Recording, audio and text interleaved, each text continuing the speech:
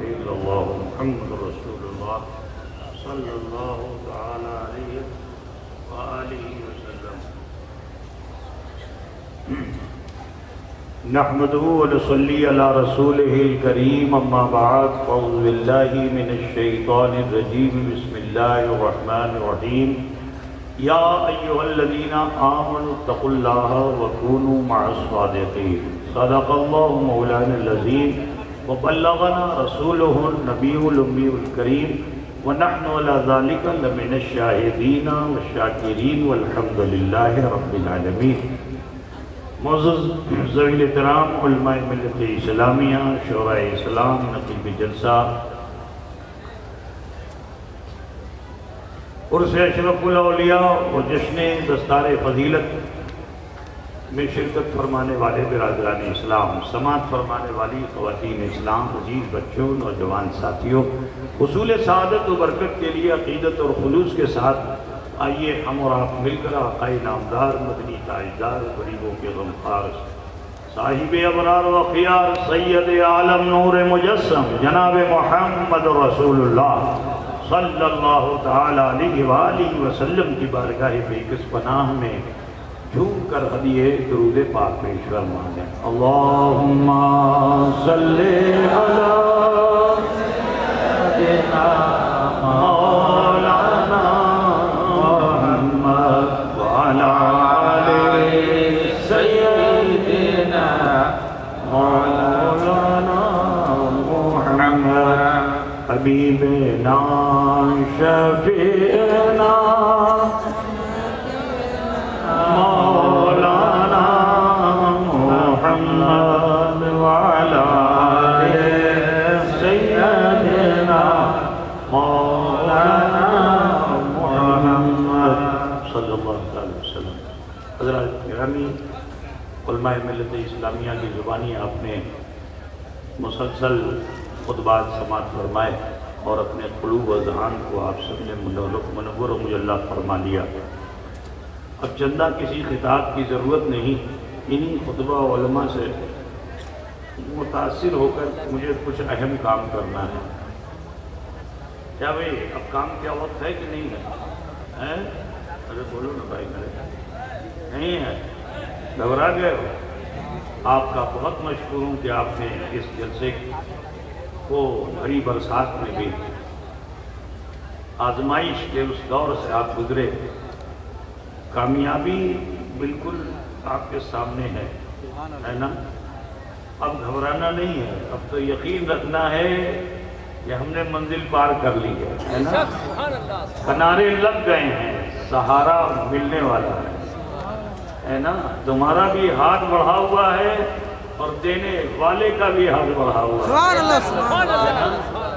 بس عنقریب تمہارا ہاتھ ان کے ہاتھ سے جہاں لگ گیا تو میاں بیڑا پار ہو جائے گا. ہو گیا بھائی؟ یہ سب ہٹاؤ.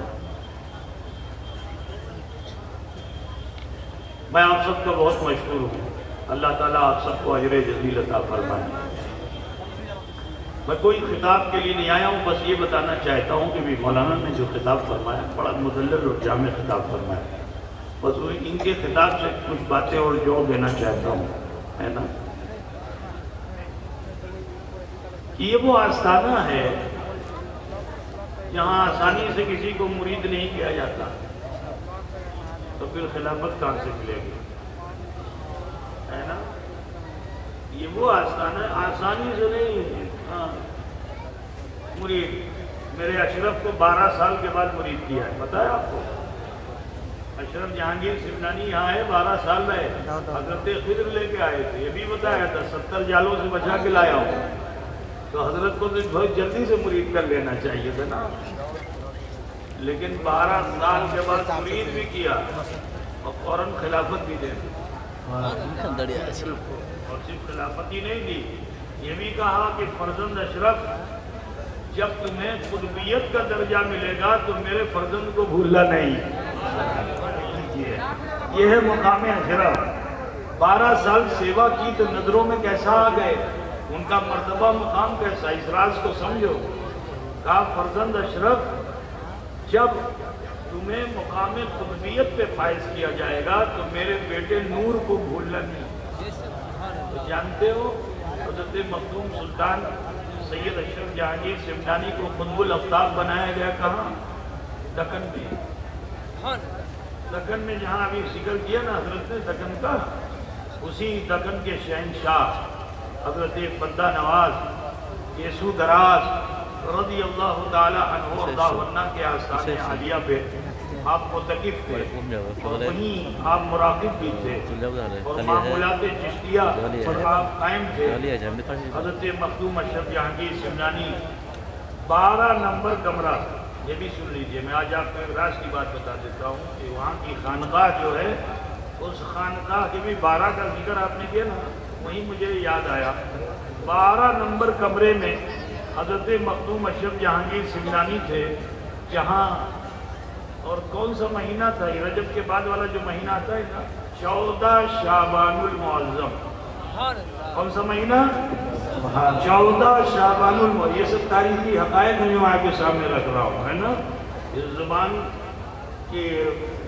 کا یہ جوش لبدرانی نہیں ہے، سمجھ رہے نا؟ بس یہ آپ سمجھ لیجیے کہ حقائق میں آپ کے سامنے رکھ رہا ہوں کہ 14 شعبان المعظم کو حضرت مخدوم اشرف جہانگیر سمنانی کو صرف قطب نہیں بنایا گیا، قطب الافطاب بنایا گیا، محبوب یزدانی بنایا گیا۔ جیسے ہی آپ وہاں قطب ہوئے تو جانتے ہو قطب الافطاب کی پہلی دعا جو ہوتی ہے وہ اللہ مسترد نہیں کرتا ہے، وہ مسترد نہیں کرتا، اس کو اللہ ضرور قبول فرماتا ہے۔ تو حضرت غوث العالم محبوب یزدانی ویر سید اشرف جہانگیر سمنانی کو جب یہ مرتبہ ملا تو آپ اپنے مرشد کی طرف متوجہ ہوئے، تو مرشد کا قول یاد آیا۔ جب مرشد کا قول یاد آیا کہ فرزند اشرف، جانتے ہو میرے اشرف کا مقام کیا ہے؟ یہاں پنڈوا شریف میں جہاں سے آج گاگر بھری ہوئی ہے نا، وہ جگہ چلا خانہ ہے۔ اتنا چاہتے تھے کہ جسے چاہا جاتا ہے یہ سنت رسول ہے، جس کو بہت چاہو تو اس کو اپ نام دو، لقب دو، ٹھیک ہے نا؟ کوئی نہ کوئی لقب دو۔ مثال کے طور پر مولائے کائنات مشکل کشا ابو تراب مشہور ہیں، ہے نا؟ ابو ہریرہ مشہور ہیں، ہے نا؟ اس طرح اور بھی بہت سے صحابی ہیں جن کو حضور صلی اللہ علیہ وسلم نے اپادھی دی، تمہاری بھاشا میں، ٹھیک ہے نا؟ اپادھی سمجھتے ہو نا؟ اپ نام دے دینا، اپادھی دے دینا۔ تو حضرت بہت ہی بے چین تھے کہ اشرف کو کیا نام دو، اپنے اشرف کو کیا نام دو؟ تو جانتے ہو خود مخدوم اشرف فرماتے ہیں کہ مراد حضرت پیر جہاں بخش، مراد حضرت پیر جہاں بخش، خطاب آمد کے اشرف جہانگیر۔ سبحان اللہ، نعرہ تکبیر، نعرہ رسالت۔ جی اللہ کی طرف سے خطاب آ گیا۔ تو اشرف جہانگیر جو ہے یہ کسی مولوی کا دیا ہوا نام نہیں ہے، سمجھ گئے نا؟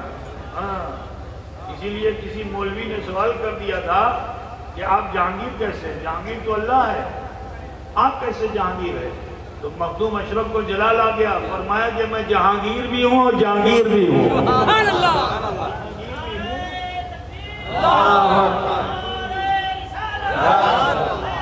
جیسے ہی کہا میں جان کو پکڑنے والا ہوں، وہ مولوی گرا اور وہیں تڑپ کے مر گیا۔ ایسے سمجھتے ہو نا؟ میرے اشرف کا وہ مقام ہے۔ ملا کہاں سے؟ نہیں، جہاں ہم تم جمع ہیں، پنڈوا کے سرزمین نعیم سے ملا۔ 12 سال سیوا کیا، خدمت کیا۔ یہ گاگر بھری کی رسم جو آج ہوئی ہے، شاید آپ لوگوں نے دیکھا ہوگا اور شاید عمل بھی کیا ہوگا۔ یہ میرے اشرف کی سنت ہے، میرے اشرف کا طریقہ کار ہے۔ یہ اشرف جہانگیر سمنانی وہ سید زادے تھے اور آپ تو خالدی ہیں، حضرت خالد بن ولید کی اولاد ہیں آپ، حضرت مخدوم العالم خالد بن ولید کی اولاد ہیں، ٹھیک؟ اور مخدوم اشرف امام حسین کی اولاد ہیں، مولا علی مشکل کشا کی اولاد ہیں۔ سید زادے تو بڑا احترام کرتے تھے، آپ کے لیے چوکی لگا کے رکھتے تھے، اور کام نہیں لیتے تھے، فرماتے تھے آپ بیٹھیے، آپ یہاں بیٹھیے. حضرت بڑے بے چین ہوتے تھے. یہ سید زادوں کے لیے بھی سبق ہے، سید زادے لوگ سبق لیں. یہ اساتذہ نسبت کی بنیاد پہ تمہیں بلند مقام پہ بٹھا لیں گے، علماء آپ کو نسبت کی بنیاد پہ بلند مقام پہ بٹھا لیں گے، تو آپ فخر و زوم میں مت رہیے. ٹھیک ہے، اشرف سے سیکھو کہ میرے اشرف نے اس دربار میں ان کے لیے چوکی لگتی تھی، مخدوم اشرف کے لیے اس لیے کیونکہ آپ سید زادے تھے. جب تک پیر نظروں میں رہتے تھے، پیر کی نظروں میں تو ہمیشہ رہتے تھے، لیکن جب تک پیر نظروں میں رہتے تھے آپ احتراماً بیٹھے رہتے تھے، کوئی کام نہیں تھا، کوئی ڈیوٹی نہیں تھی. لیکن جیسے ہی پیر حجرے میں تشریف لے جاتے، اپنے کاشانے میں تشریف لے جاتے، تو حضرت فوراً اتر پڑتے اور اپنے ساتھیوں میں گھل مل جاتے. میں اپنے بچوں سے کہنا چاہتا ہوں کہ بیٹا تم سب سے کہنا ہے سید زادو اگر چاہتے ہو کہ تمہیں علم و عمل اچھا ملے تو اشرف کے طریقے کار پہ عمل کر لینا، کامیاب ہو جاؤ گے. تو میرے اشرف تو چوکی پہ ادب سے بیٹھے رہتے تھے، لیکن جیسے ہی پیر صاحب کوٹھری میں چلے گئے ذکر و اذکار کے لیے، فکر کے لیے اپنے گھر میں چلے گئے، حضرت فوراً اترتے تھے اور اتر کر کے اپنے ساتھیوں سے کہتے تھے بھائی یہ کام مجھے دو، یہ کام میں کروں گا، یہ کام میں کروں گا. اور ایسا کام نہیں جس کام کو لوگ حقیر سمجھتے تھے، مخدوم اشرف جہانگیر وہی کام کرتے تھے. مثلا لکڑی کاٹنا یہ حقیر کام ہے نا، چھوٹو کام آچے لکڑی کاٹنا ہوتا تو بوجھتے چھے نا چھوٹو کام. تو لکڑہارا جو ہوتا وہ لکڑی کاٹنے کے لیے جنگل میں جاتا، تو حضرت چپ چاپ جنگل چلے جاتے اور جانے کے بعد اس لکڑہارے کو اجرت بھی دیتے. یہ ٹکا پیسہ میں کاشتا امی کربو، ٹھیک ہے، یہ ٹکا پیسہ دے دو، کاج ہم کریں گے. تو اس کو حضرت دے کر کے اس کا کلاڑا لے لیتے تھے اور اپنے ہاتھ سے. ذرا سوچو، جس نے کبھی کوئی وزنی چیز اٹھائی نہ ہو، وہ کلہاڑا لے کر اپنی پوری طاقت سے لکڑیاں پھاڑے اور پھر اس کا گٹھا تنہا بنا کے اسے اٹھائے.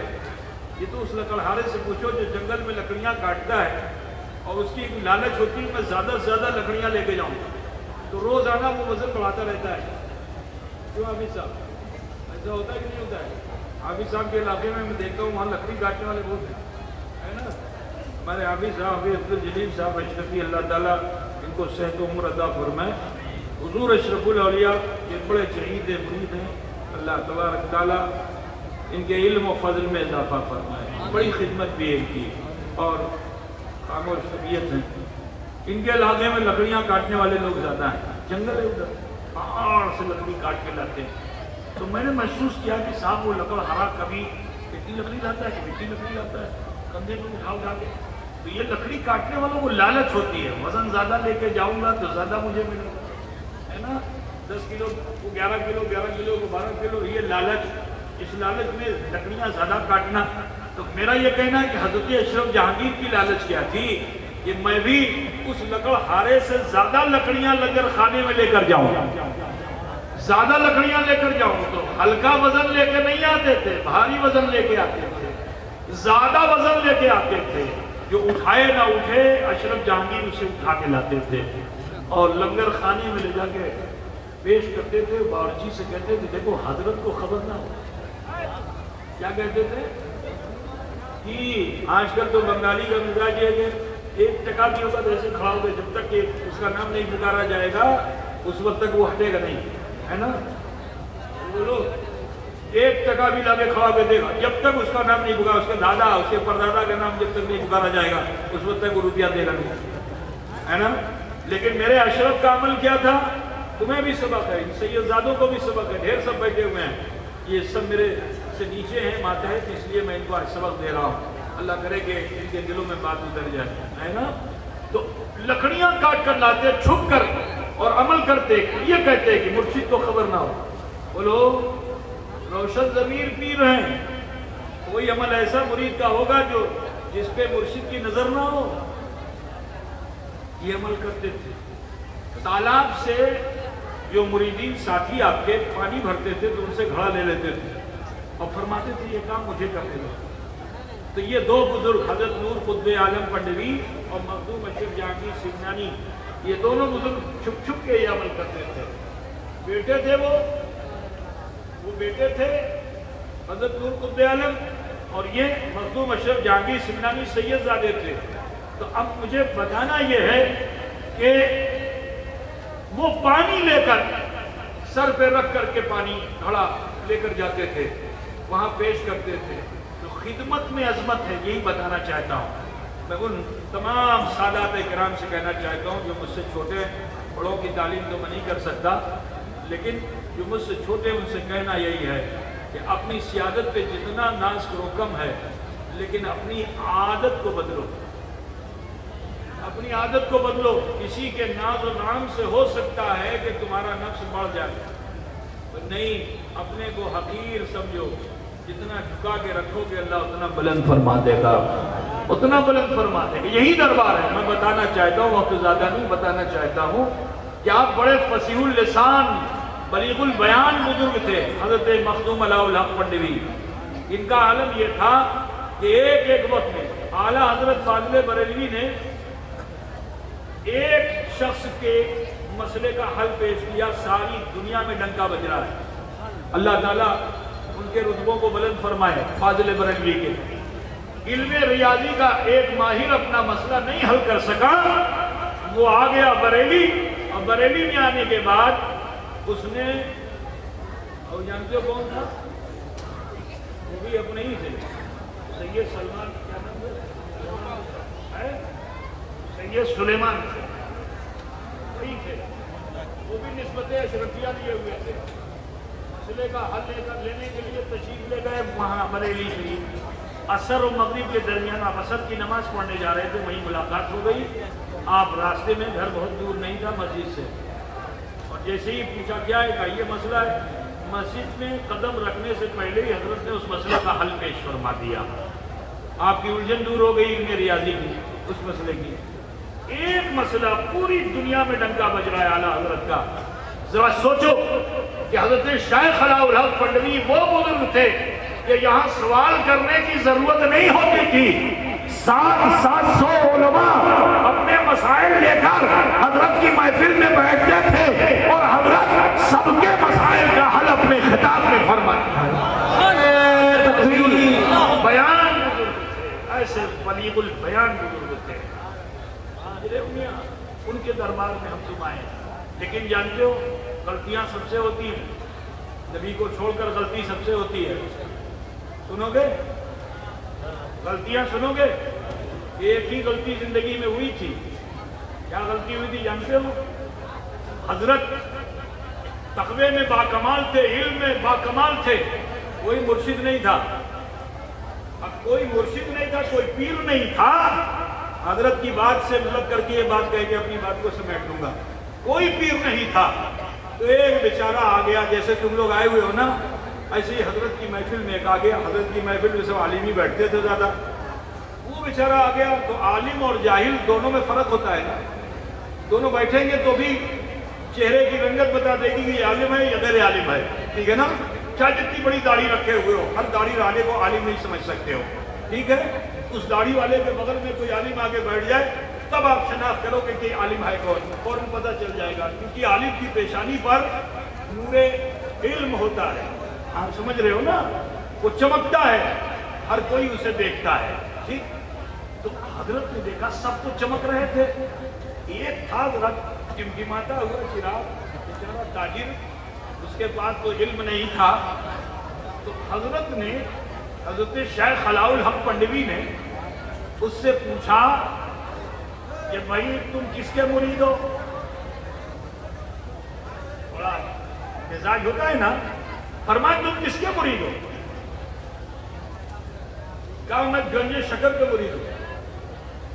بڑے فخر سے، مرید تو اپنے پیر پہ ناز کرتا ہے نا. کہا میں گنج شکر کا مرید ہوں. جی. تو حضرت نے بھی ازراہ مزاحی فرمایا تھا، کہا تیرا پیر گنج شکر ہے اور میں گنج نبات ہوں. یعنی تیرا پیر چینی والا ہے اور میں مصری والا ہوں.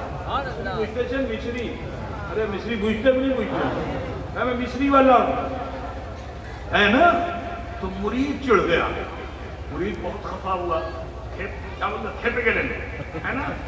اب جب کھیپے گلن تو اب کیا کرے، وہاں تو اس کا کوئی ساتھی سنگی نہیں، چنتا میں تھا، ٹینشن میں، بہت ٹینشن میں تھا، کیا کروں؟ ایسے پیر کے پاس گئے جو میرے پیر کی شان میں ایسا کرتے ہیں، بڑے جلال میں تھا، کہا چلوں گا بابا فرید کے پاس اور جا کے بابا فرید سے شکایت کروں گا۔ ابھی بیچارہ راستے ہی میں تھا، میرا خیال ہے اتر پردیش ہی پہنچا ہوگا کہ حضرت کا انتقال ہو گیا، بابا فرید کا انتقال ہو گیا۔ اب جو بابا فرید کا انتقال ہو گیا تو اس کو بڑا افسوس ہوا، خبر لگی تو بہرحال دل کی تسلی کے لیے کہا چلو حضرت سلطان المشائخ کی بارگاہ میں، حضرت محبوب الہی کی بارگاہ میں، حضرت کے خلیفہ ہیں، دل کو تسلی ہوگی۔ اب وہاں گیا تو وہاں بھی حال وہی تھا، حضرت کی محفل میں بھی علماء ہی پر حضرت کی توجہ ہوتی تھی، محبوب الہی کی۔ دیکھا کہ ایک آگے بیٹھ گیا، سب تو شمس النہار اور یہ ٹمٹماتا ہوا چراغ، نظر پڑ گئی اس پہ، پوچھا بھائی تو اتنا مزمحل کیوں ہے؟ کہا نہیں حضور کو ایسی بات نہیں، کہ بتا کیا بات ہے؟ کہا حضور میں بنگال گیا تھا، وہاں ایک صوفی درویش عالم سے ملا تھا، اس نے مجھ سے پوچھ لیا تھا کہ تو کسی سے مرید ہے؟ تو میں نے کہہ دیا گنج شکر کا مرید ہوں۔ تو انہوں نے اپنی بڑائی میں بیان کیا کہ میں گنج نواز ہوں، تیرا پیر گنج شکر اور میں گنج نواز۔ حضرت محبوب الہی بھی بابا فرید ہی کے مرید تھے، خلیفہ تھے، ان کو بھی جلال آ گیا، بڑے کم سخن تھے، لیکن محبوب الہی کا جلال میں کوئی بادشاہ کی طرف نگاہ عطام ڈال دیں تو بادشاہ اپنے وجود کو، اپنی ہستی کو مٹا ڈالے، ہے نا؟ اور ولی کی طرف نگاہ غضب ڈال دے تو عالم کیا ہے کہ حضرت محبوب الہی نے نگاہ غضب ڈالی کہاں؟ شیخ علاء الحق پنڈوی کی طرف، اور فرماتے ہیں کہ زبان او گنگ بھی شود، زبان او گنگ بھی شود، ان کی زبان جو ہے اس میں لکنت آ جائے، گنگے ہو جائیں۔ پتہ تھا مجھتے چلنا، جیسے ہی فرمایا ادھر آپ توتلے ہو گئے۔ اب جو بولتے ہیں تو ہکلا کے بولتے ہیں، ٹوٹا ٹوٹا لفظ بولتے ہیں۔ اب مثال کے طور پر فصاحت و بلاغت کا انبار لیے ہوئے مولانا معین الدین اشرفی آئے، اب خدا نہ خواستہ اگر ان کی زبان میں تھوڑا تتلاہٹ آ جائے تو بولو ان کو شرم آئے گی کہ نہیں آئے گی؟ آئے گی نا؟ اور جب شرم آئے گی تو محفل چھوڑ کر کہیں تنہائی اختیار کریں گے، کوئی ملے گا تو ملنا نہیں چاہیں گے۔ حال شیخ علاء الحق کا بھی یہی ہوا کہ آپ مرجع خلائق تھے، سینکڑوں کی تعداد میں علماء کے پاس اپنے مسئلہ حل کرانے کے لیے آتے تھے۔ ذرا سوچو، اب جب ان کی فصاحت پہ رکاوٹ آ گئی، ان کی بلاغت پہ رکاوٹ آ گئی تو اب بڑے بے چین ہوئے، کیا کریں؟ تو انہوں نے ایک ترکیب لگائی، کہا کچھ نہیں، اب مجھے کوٹری میں بند ہو جانا ہوگا، کسی سے نہیں ملنا ہوگا۔ لوگ ضد کرتے ہیں، اب اخلاقی فریضہ تو یہ ہے کہ مہمان کوئی آئے تو اس سے ملنا ہے، تو آپ نے ایک اصول بنا دیا کہ میں اسی سے ملوں گا کہ جو کھولتے ہوئے پانی سے وضو کرے گا۔ کس سے ملوں گا؟ جو کھولتے ہوئے۔ اب کون کرے گا؟ تو لوگ جا کر کے مسلطن وضو کرتے تھے تالاب میں، اب جو تالاب میں کرتے اس کی ولایت سلب ہو جاتی ہے۔ کھولتے ہوئے پانی سے کوئی وضو کرتا نہیں تھا، ہر آدمی اسی تالاب میں جائے اور وضو کرے، اور جو وضو کرے تو اس کی ولایت سلب ہو جائے۔ یہ حال تھا۔ یہ سب کے سب جن کی ولایت سلب ہوئی، یہ سب کے سب دلی پہنچے اور پہنچ کر شکایت کی کہ بنگال میں ایک ڈاکو ہے، حضور جو کچھ آپ نے دیا تھا وہ سب لوٹ لیا، اس نے سب لوٹ لیا۔ کہا کون ہے؟ کہا علاء الحق۔ اچھا، آپ نے مجبے پہ نظر ڈالی، حضرت تقی سراج آئینے ہند پر نظر جا کے ٹھہر گئی، فرماتے ہیں بھائی کیا تم بھی نہیں؟ کیونکہ سب نے نگاہیں جھکا لی تھی، سب نے نگاہیں جھکا دی تھی، ہمت کسی کی نہیں تھی کہ حضرت کی نظر نہ جانے کس پہ ٹک جائے گی، کس کو حضرت منتخب فرما لیں گے، تو سب نے نگاہیں جھکا لی تھی۔ حضرت نے بھی جیسے نگاہیں جھکانی چاہیے تو حضرت علاء الحق پنڈوی نے فرمایا کہ بھائی کیا تم بھی نہیں؟ آپ وہ کیفیت داری ہوئی کھڑے ہو گئے، وجد کرنے لگے اور فرمایا حضور اگر آپ آگ کے دریا سے گزرنے کا حکم دے دیں تو یہ فقیر آگ کے دریا سے گزر جائے گا۔ سبحان اللہ، سبحان اللہ۔ وہی ہوا، آگ کا دریا ہی تھا، آگ کا دریا ہی تھا۔ حضرت اخی سراج آئینے ہند جب یہاں آئے تو खादिमों ने फौरन कहा भाई हजरत उसी से मिलेंगे जो खोलते हुए पानी से वजू करेगा। हजरत भी जलाल में आ गए और फरमाया कि जाके कह दो कि एक ऐसा मुसाफिर आया है जो बहुत लंबा सफर करके आया है, वजू से काम नहीं चलेगा, गुस्ल करना पड़ेगा। और सारा पानी उठाया, अपने ऊपर डाल लिया और फिर यहाँ से रुखसत हो गए, अपने मुकाम पे चले गए। ये खबर जो अलाउल हक पंडली को लगी तो यही तो तलाश थी। आपने तय किया था मैं कहीं जाऊंगा नहीं, सच्चे को ढूंढने कहीं जाऊंगा नहीं, सच्चा खुद मेरे पास आएगा। अब जब ये खबर लगी तो हुजरे से निकल पड़े। कहा वो कहाँ है? कहा वो अपनी मंजिल पे चले गए। अच्छा, आप बड़े हैबत वाले बुजुर्ग थे, जानते हो ऐसी हैबत थी कि आप ऊंट घोड़े की सवारी नहीं करते थे, आप शेर की सवारी करते थे। शेर पर सवार होकर आप बड़ी तेजी के साथ उस मुकाम पे पहुंचे जहां हजरत अखीस राज आइन हिंद मुकीम थे। सुबह का वक्त था, हजरत मिसवाक कर रहे थे। देखा कि शेर पर सवार होकर कोई आ रहा है, शेर दहाड़ भी रहा है। हजरत ने मिसवाक छोड़ी और कूद कर दीवार पे चढ़ गए।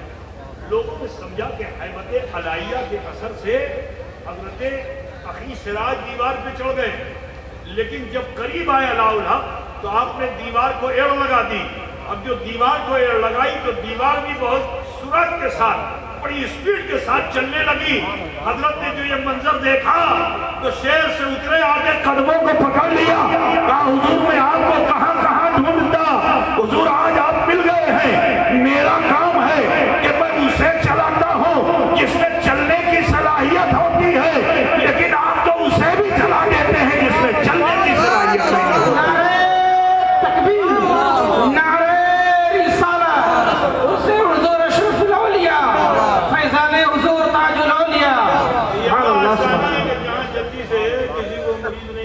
तो खिलाफत कहाँ से मिलेगी?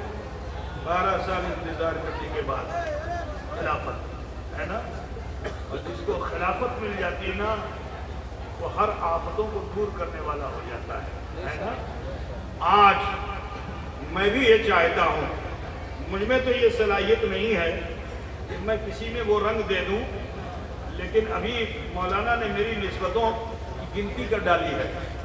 मेरी निस्बतों की गिनती कर डाली, गिनवा डाला है। न जाने तुमने उन गिनतियों को याद किया कि नहीं याद किया। अल्लाह करे कि वो गिनती याद करना तुम लोग भी जान लो, है ना। शजरा शरीफ के पढ़ने वाले हो जाओ, बहुत ज़रूरी है ना भाई। सुनो, आज मेरा भी दिल चाहता है कि आजे बाजे को खिलाफत न दूँ।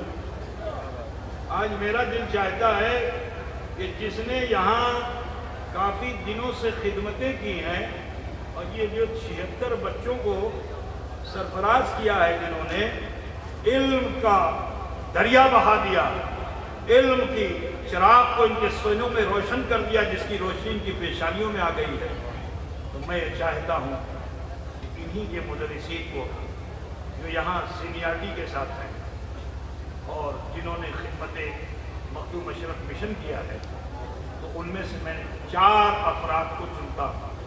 और 5वां वो है कि जो ऊना की सरजमीन से है, जो मखदूम अशरफ मिशन का बड़ा फिक्री है। चाहता हूँ कि उलमा के साथ उस दुर्वेश को भी शामिल कर लूँ इंशाअल्लाह ताला। तो 5 अफराद को 6-6 का मामला है ना, 6-6 का कितना है? 6-6 का। अरे बोलो, 6-6 12 और 5 17 है। 17 की तारीख जानते हो कितनी है?